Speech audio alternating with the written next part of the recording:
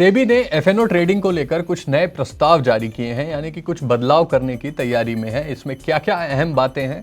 दरअसल SEBI open interest को लेकर कुछ बदलाव करना चाहता है। इसके साथ ही मार्केट की जो ओपन पोजीशन है, बैन होने के बाद, जब एफएनओ ट्रेड में कोई शेयर बैन हो जाता है उसके बाद उसकी पोजीशन को लेकर कुछ नियमों में बदलाव करना चाहता है। इन नियमों को डिटेल में समझेंगे, साथ ही ये भी समझेंगे कि ये बदलाव मार्केट में ट्रेडिंग को कैसे इम्पैक्ट कर सकते हैं, और जो दर्शक नए हैं उनको ये भी बताने की कोशिश करेंगे कि ओपन इंटरेस्ट क्या होता है और सेबी के जो नए कैलकुलेशन है, जो नए बदलाव हैं, वो कैसे किए जाएंगे। तो इस वीडियो को एंड तक जरूर देखिएगा ताकि आप ओपन इंटरेस्ट से जुड़े इस पूरे मुद्दे को समझ सकें और ये कितना अहम है ये भी आपको पूरा समझ में आ जाए। नमस्कार, मेरा नाम है सत्यम और आप देख रहे हैं मनी 9।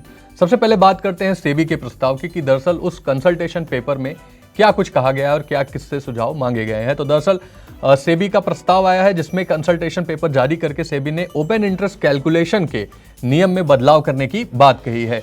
इसमें कहा गया है कि जो ओपन इंटरेस्ट हम अभी कैलकुलेट कर रहे हैं, अगर आप एफएनओ में ट्रेड करते होंगे तो आपको ओपन इंटरेस्ट पता है वो होगा क्या होता है, हम आगे आपको वो भी बताएंगे फिलहाल। लेकिन ओपन इंटरेस्ट जो कैलकुलेट करते हैं उसमें बदलाव की मांग सेबी ने की है। इसके अलावा मार्केट वाइड पोजीशन लिमिट को रिव्यू सिस्टम, इस सिस्टम को रिव्यू करने की बात भी कही गई है। वहीं बैन पीरियड में शेयरों में पोजीशन को लेकर सुझाव मांगे गए हैं कि इनको भी कैसे ट्रेड करना है जब शेयर कोई बैन हो जाता है उस पीरियड में, तो उस पर भी सेबी ने सुझाव मांगे हैं। इसके अलावा ये सारे नियम जो है वो मार्केट में ट्रांसपेरेंसी और स्टेबिलिटी को बढ़ाने के लिए किए गए हैं ताकि रिटेलर्स का रिस्क कम हो सके। और इन सारे नियमों में बदलाव क्या होंगे, एक्चुअली में ये क्या कैलकुलेशंस है, वो भी हम आपको इस वीडियो में बताएंगे। सबसे पहले ये जान लेते हैं कि ओपन इंटरेस्ट होता क्या है। तो आपको बता दें कि ओपन इंटरेस्ट, जो अगर आप एफएनओ ट्रेड नहीं करते हैं, अगर आप करते हैं तो आपने भी सुना होगा कि यहाँ पे इस पोजीशन पे ओआई बहुत ज़्यादा हो गया है, इस कॉल ऑप्शन का ओपन इंटरेस्ट बढ़ गया है, इस स्टॉक का ओपन पोजीशन बढ़ गया है। ओपन इंटरेस्ट दरअसल कुछ नहीं होता, वो ये होता है कि किसी ट्रेड में, ऑप्शंस में अगर आप ट्रेड कर रहे हैं तो आपको कॉल और पुट दो ऑप्शन मिलते हैं, जिसमें एक तेजी का कॉल होता है और मंदी का ऑप्शन होता है पुट। अगर ओपन इंटरेस्ट बढ़ता है तो इसका मतलब उस कॉन्ट्रैक्ट की संख्या बढ़ रही है, उस कॉन्ट्रैक्ट में ट्रेडर्स ने ज़्यादा पोजीशन बनाई है। मतलब अगर कॉल में किसी शेयर का प्राइस 100 रुपये चल रहा है और 105 रुपये की जो कॉल है उसमें लगातार नंबर्स बढ़ रहे हैं, तो इसका मतलब है कि वहाँ का ओपन एआई, उसमें नए पोजीशंस बढ़ रहे हैं, तो इसका मतलब है कि वहाँ पर ओपन इंटरेस्ट ओआई बढ़ रहा है। इसी को ही नियम, इसको कैलकुलेट करने का एक तरीका है जिसमें ये सेबी बदलाव करना चाहता है। ओपन इंटरेस्ट से पता क्या चलता है? इससे बाजार की या उस कॉन्ट्रैक्ट की लिक्विडिटी का पता चलता है। जितने ज़्यादा ओपन इंटरेस्ट होगा मतलब उतने ही कॉन्ट्रैक्ट इस पोजीशन पे बने हुए हैं, और इससे आप ये समझ सकते हो कि आप अगर फ्रेश पोजीशन बनाते हो तो वो कितनी आसानी से बिक जाएगा, उसमें कितने लोग इंटरेस्टेड हैं, ये सारा कुछ डेटा ओपन एआई से समझ में आता है। लेकिन इससे एक और खास चीज़ पता चलती है कि इससे ट्रेडिंग पैटर्न भी काफ़ी एनालिस्ट निकालते हैं। अगर आप टेक्निकल एनालिसिस करते होंगे स्टॉक ट्रेडिंग में तो आप ये देखते होंगे कि जैसे ही अगर कॉल साइड में ओपन इंटरेस्ट बढ़ रहा है, मतलब कॉल की पोजीशन लोग बना रहे हैं ज़्यादा, तो शेयर में तेज़ी आती है। वहीं अगर पुट साइड में ओपन इंटरेस्ट बढ़ रहा है तो उसका भी इम्पैक्ट शेयर में हमें देखने को मिलता है। इसलिए अगर 105 की कॉल पे ज़्यादा पोजीशन बन रहे हैं, कॉल राइटर बढ़ रहे हैं, तो शेयर का वो रेजिस्टेंस बनता हुआ दिखाई देता है। ये सारी चीज़ें टेक्निकल एनालिस्ट निकालते हैं, इससे शेयर्स की मूवमेंट को तय किया जाता है शॉर्ट टर्म के लिए, क्योंकि आप सभी जानते हैं कि जो जितने भी शेयर्स हैं उनकी एक मंथली एक्सपायरी होती है सारे फ्यूचर और ऑप्शन कॉन्ट्रैक्ट की। तो एफएनओ कॉन्ट्रैक्ट्स की संख्या को ही बताता है ओपन इंटरेस्ट। आप अब ये समझ चुके होंगे कि किस तरीके से ओपन इंटरेस्ट निकालना और समझना कितना इंपॉर्टेंट है। अब चलिए ये समझते हैं कि अभी कैसे ओपन इंटरेस्ट को कैलकुलेट किया जाता है। तो बायर्स और सेलर्स की पोजीशन के आधार पर अभी ओपन इंटरेस्ट कैलकुलेट होता है। नोशनल वैल्यू बेस्ड तरीका अभी इस्तेमाल होता है, जिसमें फ्यूचर और ऑप्शन में जितनी पोजीशन है, आप जानते हैं कि जब एफएनओ कॉन्ट्रैक्ट्स ओपन होते हैं तो ऑप्शंस होते हैं, एक फ्यूचर्स होते हैं। ऑप्शन में भी कॉल और पुट के ऑप्शन होते हैं, और फ्यूचर में करंट मंथ, नेक्स्ट मंथ और प्रीवियस मंथ के और 3 महीने के कॉन्ट्रैक्ट फ्यूचर्स में होते हैं। अभी ओपन इंटरेस्ट निकालने के लिए इनके जो स्ट्राइक प्राइस होते हैं, जैसे 105, 106, 107, उस पर कितनी पोजीशन बनी हुई है कॉल की या ऑप्शन की, और फ्यूचर्स में कितनी पोजीशन बनी हुई है, इन दोनों को सीधे सीधे जोड़ दिया जाता है और इस तरीके से अभी ओपन इंटरेस्ट कैलकुलेट किया जाता है, जिसको नोशनल वैल्यू बेस्ड सिस्टम कहा जाता है।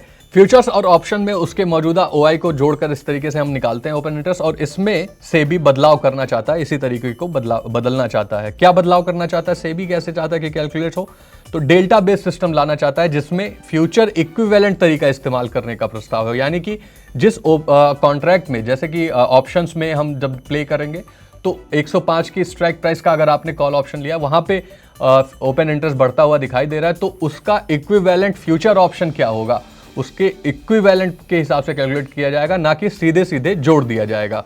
अभी फिलहाल सीधे सीधे जोड़ दिया जाता है, जितना ओपन इंटरेस्ट दर है उसके फ्यूचर में उतना ओपन इंटरेस्ट होगा और उसको जोड़कर ही ओपन इंटरेस्ट निकाला जाता है। जो सेबी का नया प्रस्ताव है वो यहाँ ऑप्शंस के इक्विवेलेंट फ्यूचर का प्राइस कैलकुलेट किया जाएगा, मतलब सीधा नंबर नहीं लिया जाएगा, एक इक्विवेलेंट निकाला जाएगा कि इसकी वैल्यू कितनी होगी उस फ्यूचर कॉन्ट्रैक्ट के साथ, तो और उसके हिसाब से जोड़ा जाएगा, तब ये सिस्टम आएगा। और जिससे हमेशा इसकी रेलेवेंस, यानी कि इसकी स्ट्राइक प्राइस अगर घटती रहती है, एक्सपायरी आती रहती है, तो उन सारी चीज़ों का इम्पैक्ट होगा डेल्टा बेस सिस्टम में, और इस हिसाब से ओपन इंटरेस्ट कैलकुलेट होगा। तो इससे एक बहुत ही बड़ा इम्पैक्ट आने की उसमें स्ट्राइक प्राइस में उसकी प्राइस डिसाइडिंग जो कैलकुलेशंस होती हैं उन सबको समझने के बाद एक बहुत बड़ा इम्पैक्ट आने की कोशिश की जा रही है, कि ताकि ट्रांसपेरेंसी बढ़ सके। और जो ये ओआई हम देख के ये समझने की कोशिश करते हैं कि स्टॉक किस तरफ मूव करेगा, उसमें एक बड़ी ट्रांसपेरेंसी आ सके, ताकि स्टॉक की मूवमेंट सडन ना हो और उसको कोई मूव ना करा सके। इसको एक तरीके से ऑपरेटर्स भी इसका इस्तेमाल करते हैं, वो हम आपको आगे बताएंगे कि इससे क्या क्या फ़ायदे हो सकते हैं, तब आपको ये समझ में आ जाएगा कि इसका मार्केट पर क्या कुछ इम्पैक्ट पड़ने वाला है। सबसे पहले इसका आर्टिफिशियल जो बैन का रिस्क कम होगा। आर्टिफिशियल बैन, जैसे कि एक सेबी का नियम है कि अगर किसी भी कॉन्ट्रैक्ट में उसकी टोटल पोजीशन का 95% पोजीशन एक जगह पर हो जाता है मार्केट वाइड पोजीशन लिमिट का, मतलब जितने भी स्ट्राइक प्राइस के पोजीशन खुले हुए हैं वो अगर एक ही जगह पर 95% उनकी वैल्यू इक्विवेलेंट आ जाती है तो उसे बैन कर दिया जाएगा। मान लीजिए 100 कॉन्ट्रैक्ट हैं और आपने एक ही स्ट्राइक प्राइस के 95 कॉन्ट्रैक्ट खरीद लिए, तो वो स्टॉक ट्रेडिंग के लिए, एफएनओ ट्रेडिंग के लिए बैन हो जाएगा। इसका ऑपरेटर्स फ़ायदा उठाते हैं, वो एक ही जगह पे इतनी पोजीशन बनाते हैं कि वो 95% वहाँ पर हो जाता है और उस स्टॉक को ट्रेडिंग में, आर्टिफिशियल ट्रेडिंग बैन में इसको एंट्री करा देते हैं, जिससे उस पर फ्रेश पोजीशंस नहीं बनाई जा सकती, वो कॉन्ट्रैक्ट बैन हो जाते हैं। और इसका आप लोगों का, जिन्होंने ऑप्शंस खरीद रखा है, उनका बहुत ज़्यादा नुकसान होता है, या वो अपने हिसाब से उसका मूवमेंट डिसाइड कर देते हैं। इसके अलावा सेबी के कंसल्टेशन पेपर में बैन पीरियड पोजीशन को लेकर भी सुझाव जारी किए गए हैं। अब अगर कोई स्टॉक अगर बैन पीरियड में जाता है तो उसमें आप फिलहाल नए कॉन्ट्रैक्ट्स नहीं खोल सकते हैं, लेकिन इससे रिस्क काफ़ी बढ़ जाता है। मान लीजिए आपने तेजी का कॉन्ट्रैक्ट लिया, यानी कि कॉल ऑप्शन खरीद रखा है और स्टॉक गिर जाता है, तो आप हेज नहीं कर सकते, क्योंकि आप कोई नए कॉन्ट्रैक्ट नहीं ले सकते थे, आप केवल अपनी पोजीशन को स्क्वायर ऑफ कर सकते हैं। जो नया प्रस्ताव है उसमें ऑफसेट करने का भी ऑप्शन मिलेगा, यानी कि आप अपने पोजीशन को हेज कर सकते हैं, अपोजिट कॉन्ट्रैक्ट ले सकते हैं।